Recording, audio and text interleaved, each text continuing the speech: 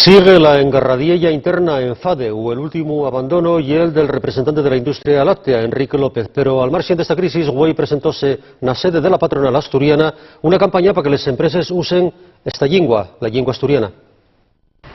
Mientras César Figaredo de Femetal y el naviero Juan Álvar González, dos de los sofitos que queden a Severino García Vigón, entraban en FADEM sin falar con los medios, na sede de la patronal asturiana, otros empresarios más mozos y menos conocidos presentaban una campaña para que las empresas asturianas usen la lingua propia.